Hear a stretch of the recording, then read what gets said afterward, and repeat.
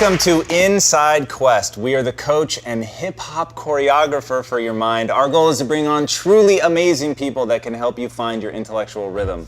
And if you're looking to build your brain into a breakdancing beast of unshakable optimism, there's truly no better guest than the woman joining us today. She is a stunningly successful entrepreneur, writer, and philanthropist who has made a business out of helping people, which I think is really cool. She's a self-proclaimed multi-passionate entrepreneur who refuses to allow herself to be crammed into a tiny box of conformity, and she has blazed a glorious path to success that landed her on the 2014 Inc. list of the 500 fastest growing private companies in America.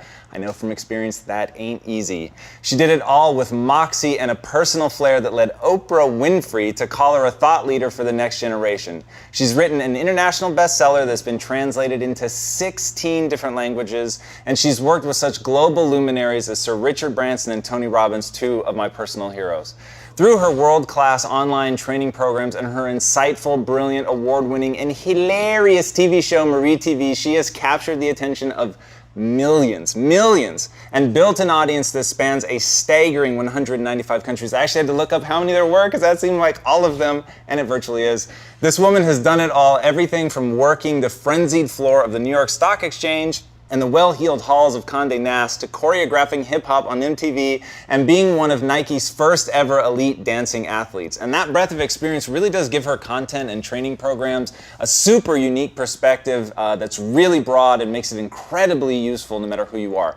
She teaches people not only how to dream, which is important, but how to execute on those dreams, which is absolutely the critical thing. If you're going to be a dreamer, you've got to know how to execute, and she delivers that in spades. Quite simply, this woman is a powerhouse who gets things done without ever losing sight of who she really is. Please help me in welcoming the woman who grew her company by nearly 1,000% in just 3 years, the founder of Marie Forleo International, Marie Forleo.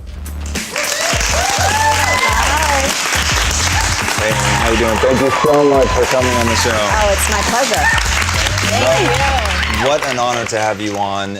Your system of being yourself and yet being so incredibly successful is amazing. Your content is really unlike anything that I've seen in the space. Your personality really shines through. It's so playful, it's so fun, and I think it's one of the things that so many people give up in trying to become successful is they try to play a role that they think they're meant to play. Yes. Can I kick us off with a quote from you? Sure. I love this quote. I think it's amazing, and I think it really gets the heart at what makes you so special. All right. Outrageous success comes from thinking different, being different, and having the confidence to always do what feels right in your heart. How did you come to that definition of outrageous success? I think from trying to do it all the ways that I thought I should. So when I first started out, I began my life coaching business when I was all of 23, which is an insane idea because, of course, the logical part of my brain said, who the heck is going to hire a 23-year-old life coach? You haven't even lived life yet. But I couldn't deny that something in my heart and in my soul said, this is your path. You have to go for this, even if it sounds nuts and it feels a little crazy. And so when I first started trying to build my coaching business, I had these ideas in my mind of what a businesswoman would sound like and look like and how she was to behave. And it involved a lot of big shoulder pad suits and having some fancy office and speaking in a very kind of professional and buttoned up way. And when I tried to live into that vision of who I thought a professional and successful businesswoman was going to be, I felt like a fraud. It didn't work. My creativity was completely stifled. I wasn't getting much traction. It was miserable. I wanted to cry. I wanted to stick forks in my eyes. It was horrible. It's drastic. And I realized, thankfully, pretty quickly, that if I just let myself be me, who is a girl from New Jersey who has quirky, weird tastes and a strange sense of humor and a particular way of expressing myself, if I just did that, everything else seemed to flow so much easier. And I've discovered at so many intervals throughout my career that that is the truth. When you're going into a negotiation and you're kind of supposed to play it cool and hold some things back, it was that's not who I am. I lay everything out on the table. Not expressing who I am, what I feel, not being blunt. I don't have an ability to do that. And it's never held me back. So I came to that idea and that philosophy through experience, and it seems to still be true today. It's really cool. You talk a lot about how everybody has that inner voice, but you actually have to train yourself to listen to it. Yes. I think that's really, really shrewd of you to point out that you have to train yourself to listen to it, but I think a lot of people may not know how to do that training. What did it look like for you, and how do you advise people to listen to that? I had a great gift. So my mom, from the time I was very little, taught me that I had this little voice inside that would always talk to me if I was able to listen to it. She actually said words like that? She said that. Wow, that's cool. My mom, she's amazing. So I grew up Catholic, even though I consider myself more spiritual than religious. She would talk to me and say, God is going to talk to you from the inside out, and you have to really pay attention. And if you hear this little small voice inside of you saying something, and it's saying either keep away, and I remember using it in the context of strangers, again, as a small kid. If Sure. you meet someone and something inside you says don't go near them or don't talk to them, really listen. But she started to expand that about, should I or shouldn't I take this art class? Should I or shouldn't I go in this party or this dance? And she's like, what does the little voice inside say? And so I had this training growing up about this little voice. So by the time that I was in college and getting out into my career, I was really attuned to what that thing was and paying attention to it. But as I've grown in my career, a lot of people are like, I don't know. I have these conflicting voices in my head, and one thing says one thing and one thing says the other. Yeah. And I think there are many, many different ways that you can train yourself to listen. One of the most effective is if you actually start looking back in your past and tracking. And if there were experiences or opportunities or forks in the road where you had an insight or you felt something and perhaps it wasn't logical, told you to say no to something that looked good on paper, or there was something that you really wanted to do but it was scary so you passed, and you look back and you say, God, I should have listened. And I believe in that way we can start to tease out what that little voice, that small inner voice is, and then as you're in the present and moving forward, you have a better ability to hear it and distinguish it. And then there's one other technique that always works for me, especially when you find yourself in the midst, and I think we all do, especially these days, of not knowing which decision to make, to say yes or to say no, to go for it or hold back. And oftentimes, our lives are made up in these decisions. Every single day, it's like it starts taking us on a different course. And one of the things that I often do is I ask myself, if I ask this question, do I want to do this? Should I do this? Is this a good idea for me to move ahead? And my instant body internal reaction is one of contraction. It's very subtle. This is not like my whole body is going to move back. But if there's something that is contracted and hesitating, or I can feel an energy shifting like, no, no, no, I have to listen to that. On the other hand, if I ask myself that same question, and even if it's scary, even if I have no idea how I'm going to pull it off, even if it sounds insane, but there's something in my heart and in my body that feels expansive, feels excited, something even moves forward, for me, that is a really clear telltale sign to go ahead. That's super self-aware, and something that I think is incredibly, incredibly important, and so few people do it. So I have a weird interview style, and my interview style is so similar to what you're saying, but now make it about your reaction to people instead of the reaction to yes, no, or which way do I go. Yeah. So somebody will come into my office. I don't read resumes, so a lot of times all I know about the person is what role they're there for and what their name is. That's it. That's the extent of my sort of pre-interview knowledge. And obviously it's important that other people make sure that they have the experience and all that, but by the time they get to me, I'm just going to assume that they can do the job. So now I want to find out, who are you? And over the years of doing this, I've interviewed so many people. It's well over 1,500 people at this point. I found that I just had a gut reaction in the first, what I'll call 7 seconds. In the first 7 seconds, I had a feeling. It may not have any words. I may not be able to tell you exactly what it is. And in my words, it's either a positive or negative, right? It's either expansion or contraction. Yes. And it really is visceral, so expansion and contraction is probably much more useful terminology. So I would get that where something would just feel off, or something would, I feel literally drawn to this person. I want to get to know them better in that connection. Yeah. And so people were asking me, how do you hire? What's the process? And I said, keep a 7-second journal. Because I'm always looking for, and this is what I find so interesting about your work, is you make it so practical and so you can actually do it, is keep a 7-second journal, right? Because you have to figure out if you're good or bad at assessing people, because you may not be good, right? At least not in the beginning. Yeah. Because you may not be able to interpret those signals correctly. So keep a 7-second journal. this person either made me expand or contract. And then how did that play out if you had the fortune to get to know that person for better or worse, right? So, and we've had the great fortune here of we've hired some of the people that made me contract, and we've not hired some of the people. So I've actually been able to watch like what percentage of people am I right? And obviously there's a lot more nuance than just expand and contract. And so you begin to like break those down into, okay, this feeling ended up with that kind of personality trait, this, that. That's, yeah, I'm really into that. Do you teach that in the B School? It weaves its way into everything that I do. It winds up embedding in every piece of content that I teach, in every talk that I give, in every interview, because I find that, you know, strategies and tactics in terms of business building, they're a dime a dozen. You know, and a lot of people really don't have the underpinnings of success, more of the core fundamentals that can carry you through no matter what business you're building or what life challenge that you're trying to tackle or what you want to create at any stage in your life. And I think as we continue to move ahead in the future, the strategies and tactics are the easy part. And I know people are like, no, it's not. I'm like, you got to really slow down. If you don't know who you are, if you don't know how to make great decisions, if you don't know why you're building something or what your dream is as opposed to what anyone else's dream is, the strategies and tactics, they don't matter. They'll just get you confused and spinning, and you'll be busy instead of being productive.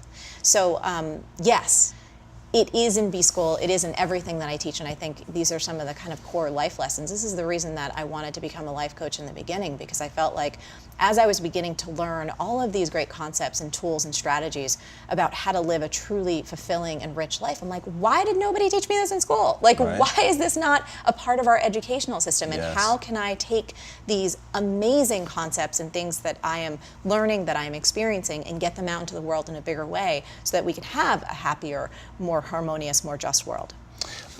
Can we dig into that question for a second? Because I actually think that's such a powerful question to ask. Why isn't this being taught? I have a theory. Yeah, I want to hear yours. Well, I want to hear yours first, and since they're all here to see you, why do you think? You know, I think we are just kind of dealing with the barnacles of the past of our educational system. I just think it has been going and going and going, kind of like what we do sometimes in some of our businesses. We just bolt things on as we move into the future rather than really taking a look and saying, does this thing need to be completely destroyed and rebuilt from the ground up? And so, again, I just think, I think it happens in our companies. I think it happens in our lives and in our families where you're just going, and you're trying to keep up, but no one ever takes the time to really stop and say, is this still working? Is what we're doing relevant? Is the direction that we want to go in? I think, thankfully, there's a lot of education reform happening right now, and hopefully within the next 15 to 20 years, we'll see some major changes. I think technology is playing a huge part, but I think a lot of it is just because we don't have the will. So I think that's a piece of it. Yeah, I think you're right on the money. So there's sadly, a lot of human tragedies, but there are two that have my complete attention. And the two that have my attention are the demise of the body and the demise of the mind. When I say demise of the body, I think we're just globally racing towards a pandemic of ill health, obesity, diabetes, cancer. I mean, all of what I will take a stance of and say are the diseases of Western diet. But then you also have the unfulfilled life, the life that could have been something else if different choices have been made. Like what you just told me about your mom, that's so powerful and really goes to show like one seed planted at just the right time has really, obviously I don't know you well enough to know that this is true, but I'm guessing, based on your storytelling, has echoed through the rest of your life, right? Completely. And it's such a powerful way that you look at things, to really listen to that voice, to be in tune, to find that so few people do that, and they're so living in that weird space of worrying about the past, thinking about the future, totally unconfident in who they are, feeling like they should be someone else. So they just sort of live life by accident all the way to the finish line, which is sadly death, right? Yeah. So it's like, you made it, but you never stopped, got centered, listened to the voice, set a goal for what you want to accomplish, and then just set about becoming that person that can live that and having that kind of I want to say grand intention, but it may not be grand. It may be really simple. Like, I just want to be an awesome mom, right? Like, that's what I want to do. And that will be the thing, and this is something I want to talk to you about, is lasting fulfillment. But that thing that's going to give them that lasting fulfillment that they never stop to tap into, that scares the shit out of me. And the reason it scares me so much is I spent so many years there. I spent so many years completely dissatisfied with who I was as a person, feeling like I could be more, I could do more. I referred to myself as the king of remedial jobs. I actually said that. And then once I realized, oh wait, my mind is the only thing holding me back, like if I have a different vision for my future, then I could actually make a different future come true. And obviously, what is the future to me today becomes right now, right?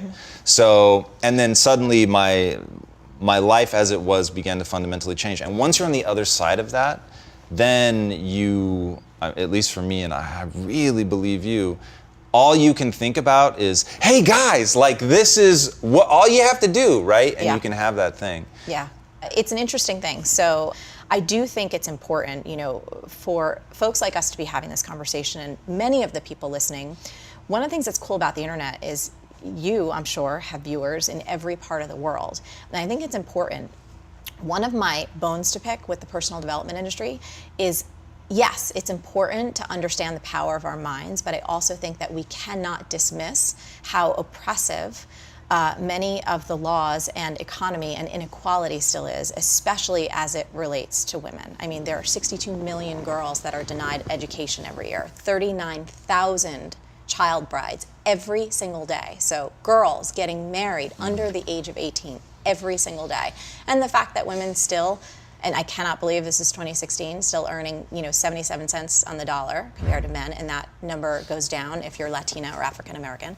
And so those things, it gets worse. It gets worse. Right. Those things are very real. And so part of the conversation for me, it's like, yes, how do we take folks who do have access to these kinds of ideas and changing our mind and taking care of our bodies? I think that's awesome. But I think we can't just do this for ourselves. We have to have a global perspective. We have to realize that it's not just about us, that there are over 7 billion people on the planet, and many of those billion don't even have an opportunity to lift themselves up, don't even have an opportunity to get education, to live a life that they want to live. And so I think it's important to include those issues as well, and to take a stand for them, and to not just be about like, I need to live my best life. Yeah, well, what about the rest of us? Because when you really start to drill out, and now we're going to get a little deep and spiritual, but there is really, I believe, one of us, and you cannot just think about yourself and your immediate family, but you have to extend it out. And I think that's where the real fulfillment and the real drive and the real creativity and the real connection comes in. So to that, because obviously when some people hear you say that there's only one, oh my God, it's so crazy, it's frou-frou. But don't they hope you're right? You know what I mean? Like, don't they hope you're right? Like, maybe even that idea, maybe it's not true. That almost doesn't matter, because we can act as if, right? We can act as if, and if when we're acting as if we are one, that there is at a minimum some interconnectedness, and that what I do to you matters, and that it has an echo to other people, which we all know, right? Like if I came in here and I was just a total ass and I was a jerk and I was mean, like it would change the vibe in the room instantly, right? Instantly. So we all get it. We all get that we can reverberate through to others, but for some reason, like when you put it in terms of there being this true interconnectedness, like whatever you do cannot help but have this knock-on effect. People get weird about it. But I want it to be true so badly, because I'm so drawn to connection, and my audience certainly has heard me tell that story so many times, but I'm so drawn to connection, like I really, really get into that.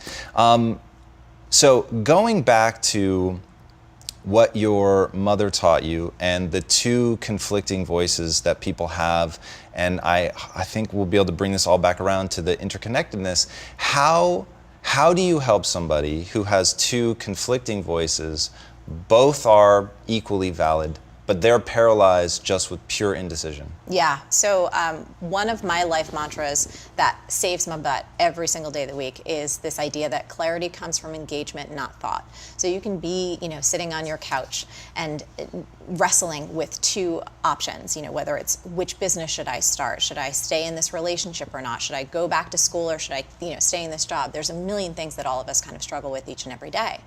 And one of the things that's helped me, and I remember it was actually tied back to when I was considering whether or not to go for some type of career in dance. Now, I never had any formal dance training. My dance experience really was me moonwalking across my mom's linoleum floor in my white socks to like Michael Jackson. That's as far as the dance training I had. But I loved to dance. And when I was starting my life coaching business at 23, one of the things that was awesome about that experience was getting a chance to really look at all my own beliefs and my own desires and what was in my own heart. And that's when I started to really identify that I didn't just want to be a coach, and I didn't want to just focus on one specific thing. And I loved spirituality, I loved business, I loved marketing, I loved personal development, but I also loved fitness and I also loved dance. And so I was having a hard time reconciling what to call myself, what to focus on. It was really a confusing time in my life, and it was really frustrating because I had a lot of drive and I wanted to help people and I wanted to make a difference, but I didn't and I couldn't figure out how I fit into society. So this idea of dance just didn't leave me alone. And I remember just saying to myself, like, if I don't actually go and take a class, like, how am I gonna know? And so I went and I took my first ever professional dance class at Broadway Dance Center.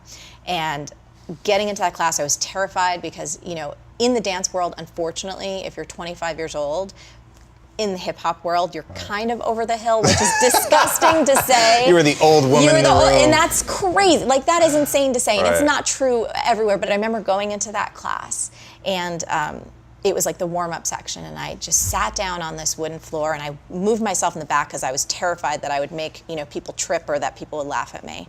And I just sat on the floor, and the music came on, and I started crying because it felt so right. And I'm like, why have I tortured myself for like 3 years going like, could I dance? Should I dance? Should I try to dance? I mean, I tortured myself for years about that and was miserable. And so this idea, clarity comes from engagement, not thought. If you're wrestling with something, do anything you can to move towards the thing that you think you want. You know, if you're not sure if you should stay in a relationship, it's like, give that relationship everything you can. Go get some couples therapy, talk to somebody, say, I want to work on this. If it's a career that you might want to investigate or you might want to move towards, like, go take a class, intern, get yourself embedded in that field somehow to test it, because your body has a truth, it has a natural knowing that you can never access through your mind alone. And I think that once you engage with your body and you actually take action, there is this flood of intelligence that you have access to that you cannot get any other way. That is incredible. I'm gonna remember that for a very long time. So I wear this shirt that just says do. That's it, one word, simple do, to remind myself that the only thing that matters in life is action. And that's me looking back on my life and saying, what were all the things that added up to where I'm at today? And it was always the times that I acted, I did something, I pushed forward, I got something across the finish line. I wasn't thinking about it because, oh God, we spend so much time like in our own heads. Like you talked about this on your show. It's like all the people that I meet, no matter how successful they are, they still all have that little voice that tells them they're not good enough, they're not smart enough, they're not whatever. And like, yes, right? Like, yes, that is so true. And if you can't still find a way to act, to move forward, to push forward, like you just won't get what you want from your life, right? Like going back to that concept of, don't they hope you're right? Like, don't they hope you're right? That hearing that, oh, clarity comes from engagement and not from thought. Like, the point here is for me to get up and act, is to do something, is to go test waters. And you very easily could have gone to that dance class, which I want to get more into that because I love that story so much you can't imagine. But you go to the dance class as the old woman in the back. The tears could have been, what the fuck am I doing, right? Totally. Like, for sure, that's how that story could have ended. That actually would have been a win. That's 100%. not a failure. That's a win. 100%. And that's what makes that such a great philosophy. It doesn't matter how that story plays out. It only matters at the end of that story, you got a visceral answer. You got a visceral answer, and now you can stop torturing yourself and you can go in that other direction or the other thing that you want to do and feel more confidence and go for it. I mean, it works like magic every single time. And some of the best things that you can do is actually get that no. Like if you think something is so great and so magical, but you actually take a step towards it and you get that body knowing or some kind of feedback like, oh, this is disgusting. I don't want to do this as a business. This is a hobby. Like, this should just stay fun. There's so many different ways, but to get that answer, you don't have to journal about it. You don't have to meditate on it for 4 weeks. Like, you'll know real fast. Yeah, that's so powerful to get that answer.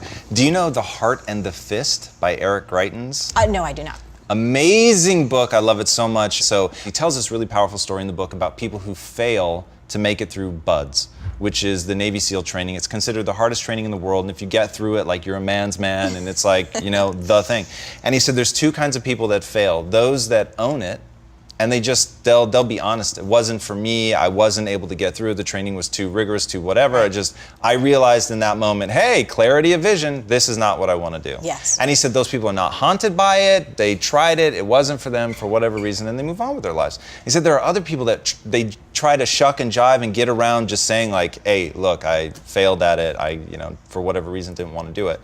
And he said it haunts them. They bring it up all the time. You can feel that sense of unease. And he's like, it follows them forever. To your point, what answer you get doesn't matter. Right. It's just being willing to roll up at that dance class and get the answer.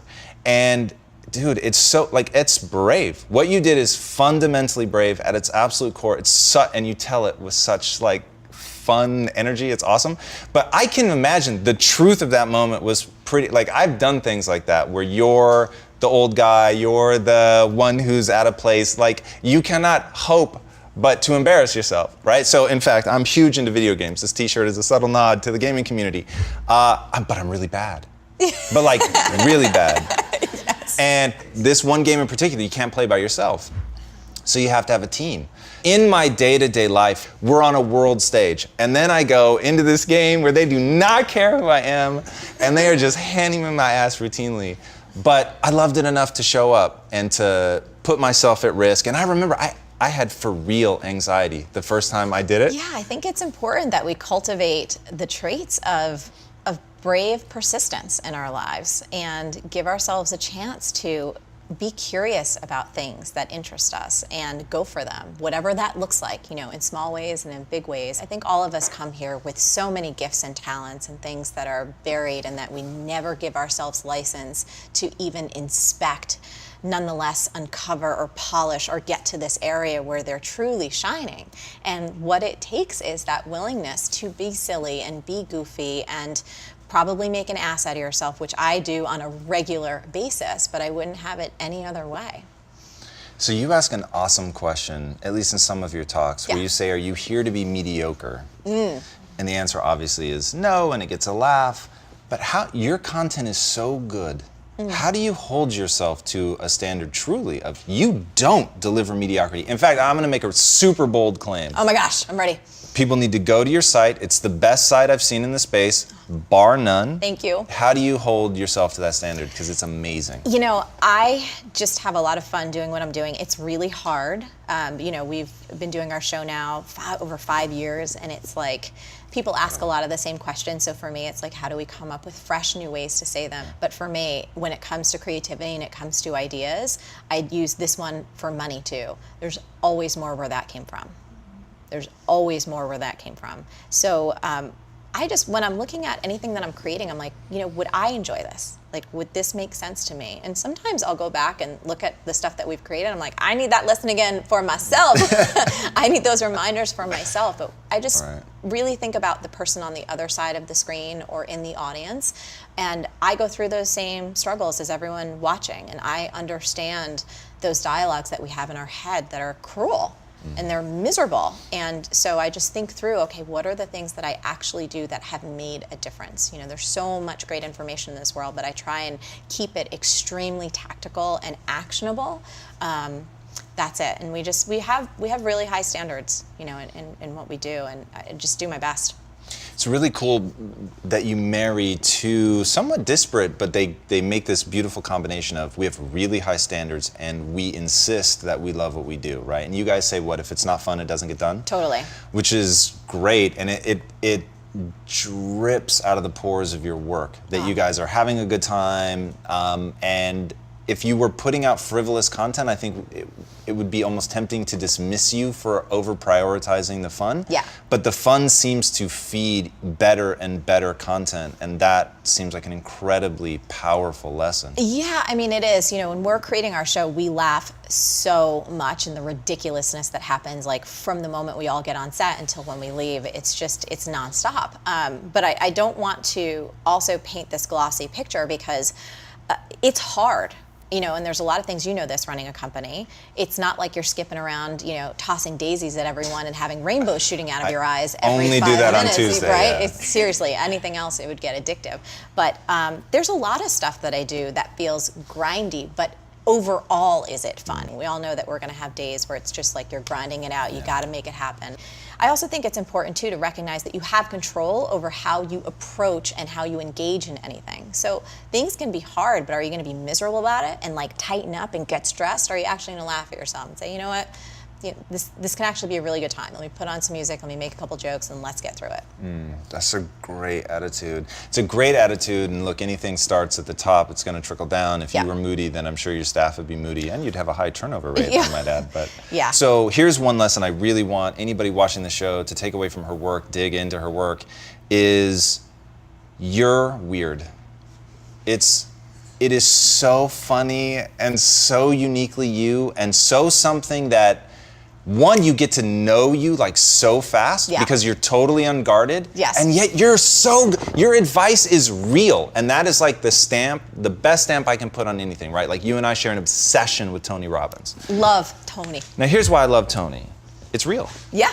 If you actually listen to what he's saying and you actually do what he advises, it will actually change your life. And I think you can feel his heart. This is something that I really, really love about Tony. And there are many, many teachers, and I know everyone kind of has their own flavor, and that's awesome. But one of the reasons that I really admire Tony, and I always have, is anytime I have had the pleasure to be around him or just even interacting with his work, I feel the man's heart. Yeah, for sure. And I understand it's a business, and we all have businesses, and you get all that, but he's one person that I can feel his humanity at all times, and that's why I love him. Yeah, it's interesting. So people ask us how my partners and I had such an overnight success, right? So it from the outside looks like we did have an overnight success, but it's one of those, it's an overnight success 12 years in the making, right? So what they don't see are we spent almost a decade just making every dumb decision that you could make, including, unlike you, who realized very quickly there was an image of a businesswoman in your head that did not make sense for who you are, I had an image of a businessman in my head that wouldn't go away, right? And so every day I showed up pretending to be that businessman, grinding it out, looking at a niche in the market, trying to be profitable, not thinking about my customer, merely thinking about the profits and how we make that work. And it was so at odds, like with who I am and how much I like to connect and have fun and goof around, that finally I got to, like a drug addict, I hit rock bottom emotionally, and I was like, I can't do this anymore. And then this company ended up being a total reaction to that. So I learned all the lessons, and it just so happened the reason that we're a quote-unquote overnight success is because right at the moment we couldn't do it anymore. We couldn't think about money anymore. We just wanted to connect. We wanted to bring value. We were totally obsessed with that. We wanted to talk and like really engage in a community and hear that back. But we started talking about this in 2009. Social media no one was using it meaningfully in business in 2009. So it seemed like crazy. But then right as we start saying, we're gonna do this a different way, it's gonna be communication, it's gonna be connection, authenticity, I'm gonna be me, even if they think that's weird, boom, social media hits. And now all of a sudden, everything that I do gets picked up and magnified by people. And we just were lucky enough to realize that you're just giving people something to say.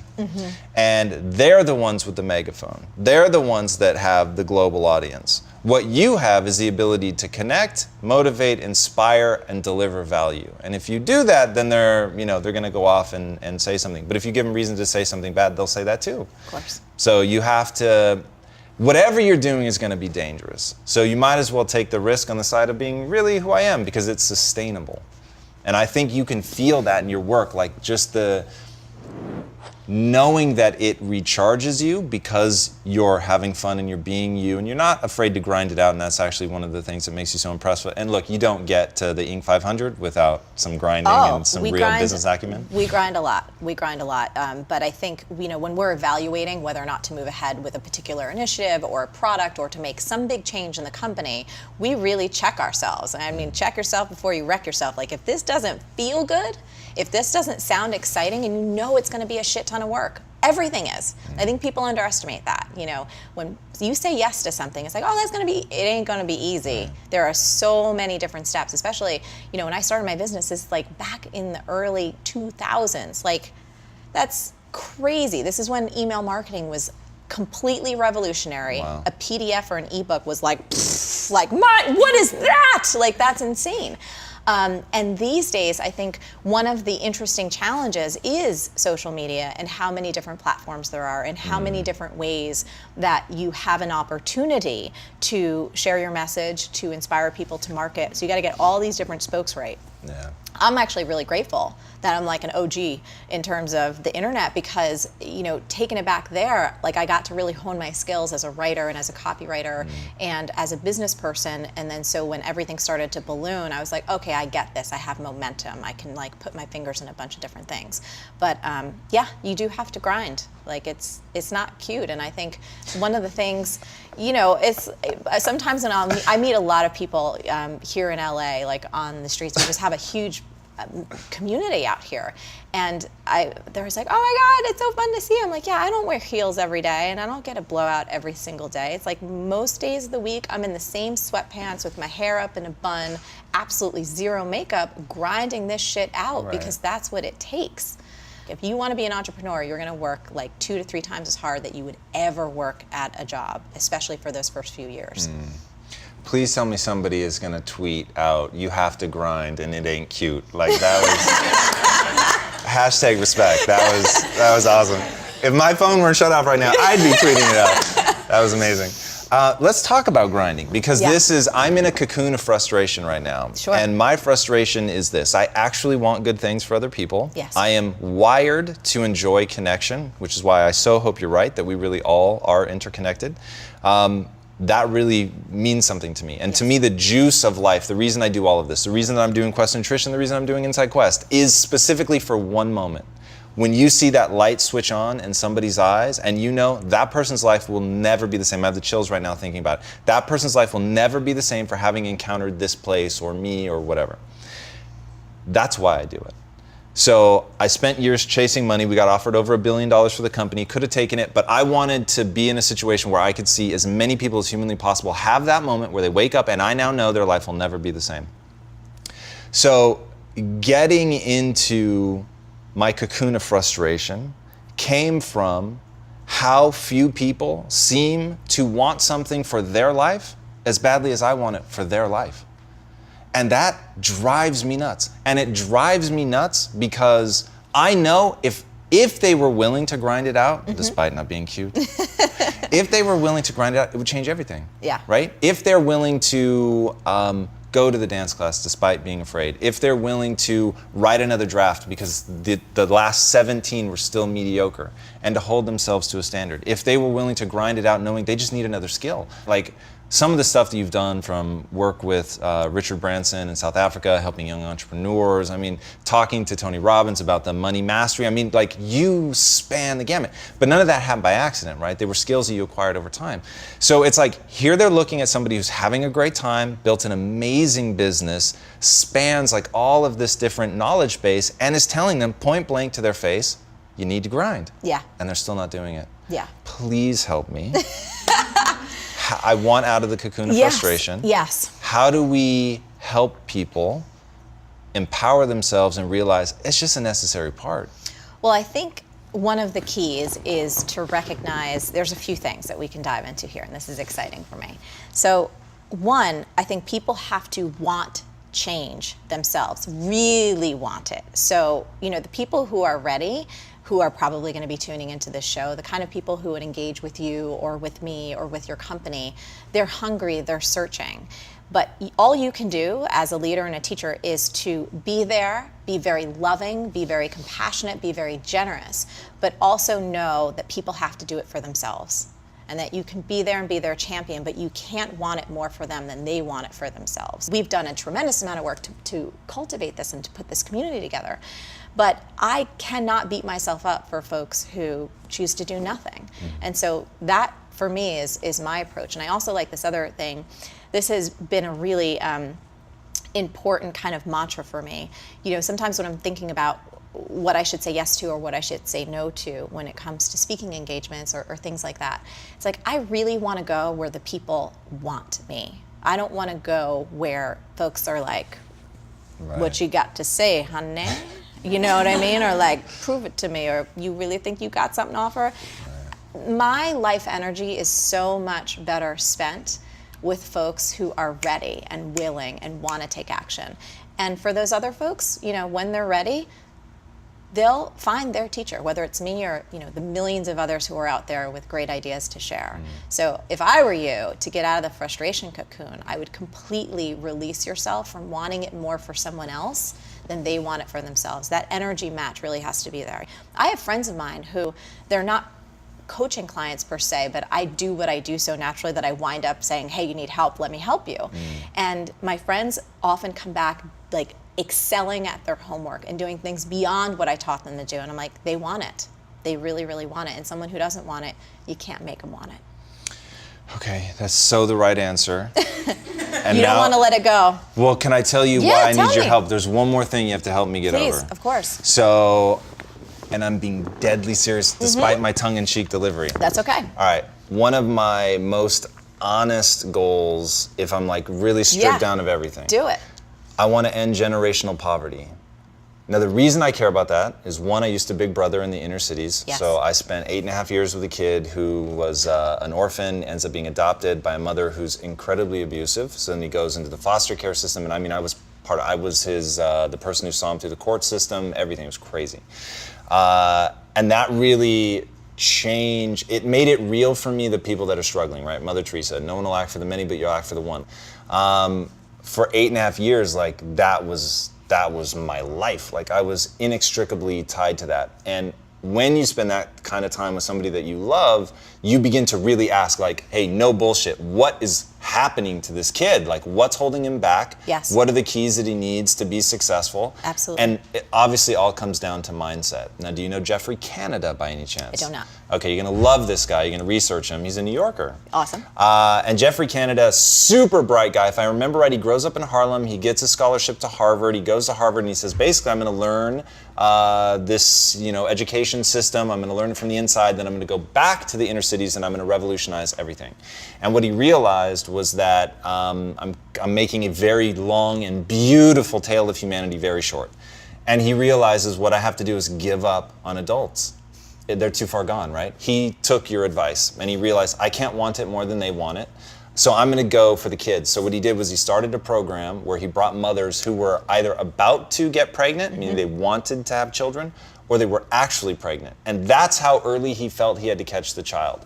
And because one of the things that he realizes, the number of words that you hear before the age of 3 or 5 has a massive impact on your ability to master language later in life. Yes. And then not only that, it's the number of positive words that you hear. And so he found in the inner cities, not only did they hear a lot fewer words than people in the middle class, but they were hearing a ratio of 70% negative words to 30% positive. And it was the exact opposite in suburbs. So it was 30% negative, 70% positive. So he really pinpointed that as far as correlation goes, the correlation was off the charts between kids who hear at least 70% and a huge volume of positive words by the time they're 5 or whatever. Yep.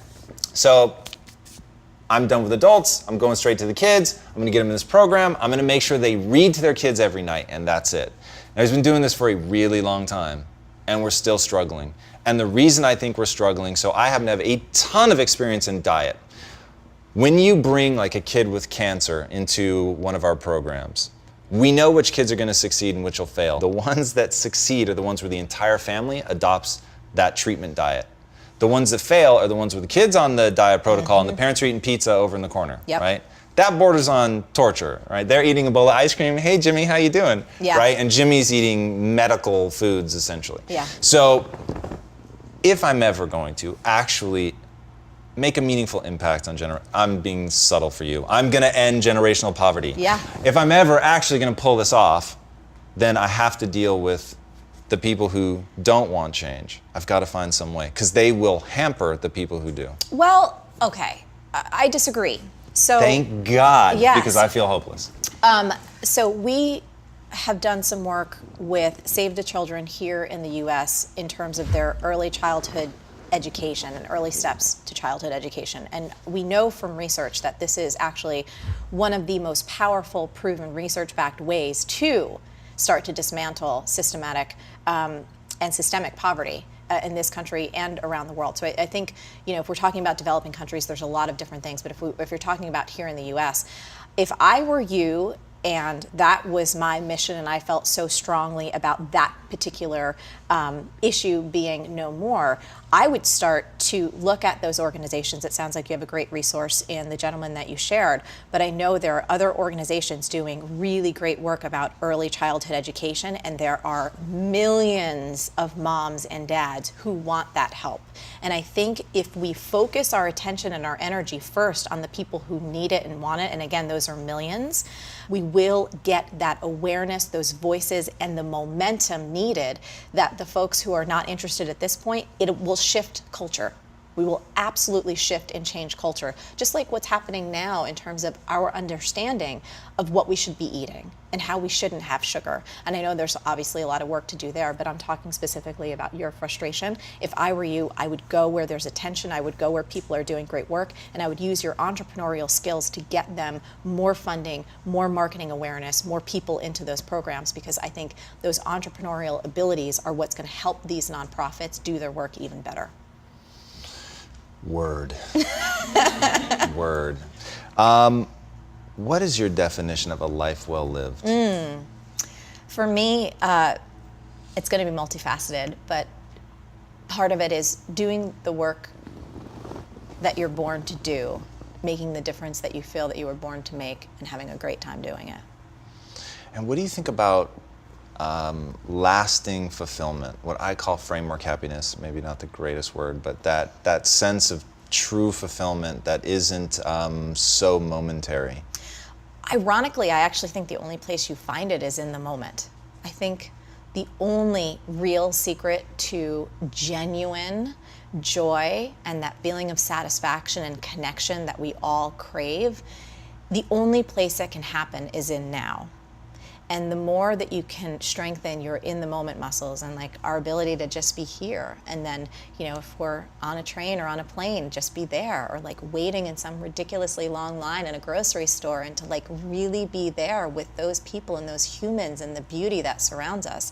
For me, in my experience, that is the only access point to sustainable fulfillment, because I've had such incredible opportunities, like, being on Oprah and speaking on her stage, or being with some folks that we all admire, and being with people that my friends and my family. And I know that if I'm thinking about something else, or I'm talking to myself about something that happened in the past, it doesn't matter what's happening around me, I'm not there for it. And some of my most precious moments have nothing to do with achievement or these big highlights. Like, it's like this morning, sitting in bed with Josh, my man, and like sipping our bulletproof coffee and playing with our dog with a friggin' sock. It was like I could cry with how amazing that is for me. And it has nothing to do with what's in my bank account or like where I'm going or who I'm talking to, but the fact that I was actually there for it. That's beautiful. Thank you so much for being on the show today. That was incredible. Thank you. Guys, do yourself a favor. Find this woman online. She is a unique voice. It is not often that I really believe somebody has figured out a way to be a snowflake, to be so truly them, that it comes across in every bit of their content. She has cracked a nut that I, quite frankly, have not cracked. She's made utter transformation accessible. She's actually presenting content in an accessible fashion that only she could present, and that's what makes it so unique and special. There's not another human being that would create the content that she's creating, and in a way that is so focused on you and the people that want to pay attention, it will draw you in, and while it's drawing you in and entertaining the shit out of you, you won't even notice it happening, but she's going to change you. And it is change for the better. This is somebody who has clearly mined the most powerful minds that this world has to offer and synthesized their ideas in a totally unique way from a totally fresh perspective that is authentic in all caps. It is beautiful to see a human being who is so totally themselves that they can admit the stuff that scares them, they can admit the things that they think actually makes them less, all the while we feel like it made them more. It is It is human beauty. It is frailty and strength mixed together. It is something unlike anything you've ever seen before, and you won't believe me until you see it for yourself. So please, I'm begging you, go check it out. The best place to find her in my world is her website, but I will let you tell people where they should go. Absolutely. It's marieforleo.com, and we have a really beautiful, it's completely free, it's an audio called How to Get Anything You Want. And if you want a little bit of me in your iPhone or just in your ear, kind of chirping along, making you laugh and helping you set those ideal visions and then staying in action to make them come to life, that'll help you do it. Awesome. Marie, thank you so much for being on the show. Guys, until next week, be legendary, my friends. And hey, you can find me too at Tom Bilyeu. My name is spelled funny, so you're going to have to look it up down there. But don't come check me out until you've gone way deep in this woman's world. All right, guys, take care and thanks for joining us.